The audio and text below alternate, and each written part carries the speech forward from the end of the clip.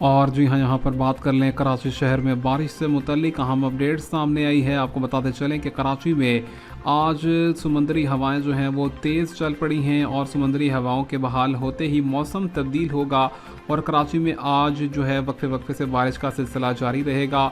आपको बताते चलें कि इस टाइम पर भी देखा जा सकता है कि कराची के मुख्तलिफ मुकामात जो हैं, ख़ास तौर पर अगर बात की जाए कराची की वो साइड जहाँ पर मलीर और इसी के साथ शाह लतीफ़ टाउन, कोरंगी है, इससे मुल्हिका इलाकों के नज़दीक सुबह सवेरे और मुख्तलिफ मुकामात पर हल्की और यहाँ पर बारिश का सिलसिला जो है वक्फे वक्फे से देखा गया है। बारिश बहुत हल्की है, लेकिन ये कहा जा रहा है कि इस सिलसिला जो है वो कोरंगी, शाह लतीफ़, मलीर की जानिब से बढ़ता हुआ गुलबर्ग और औरंगी टाउन की जानिब देखा जा सकेगा।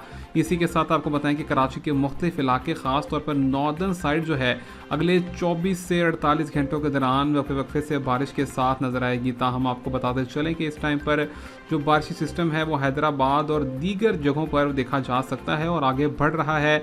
और यहाँ पर आपको बताएं कि ये नया सिस्टम जो है आगे बढ़ते हुए कराची को लपेट में लेगा, जबकि पंजाब के मुख्तलिफ इलाकों के अंदर भी मौसला जुज़वी तौर पर अबर आलूद देखा जा रहा है। जहां पर अभी भी आपको बताएं कि लाहौर में भी वक्फे से हल्की बारिश देखी गई। इसी के साथ कोयटा के अंदर बारिश का सिलसिला जो है वो तेज़ है और रहीम यार खान के इतराफ़ के अंदर भी बारिश का सिलसिला देखा गया है।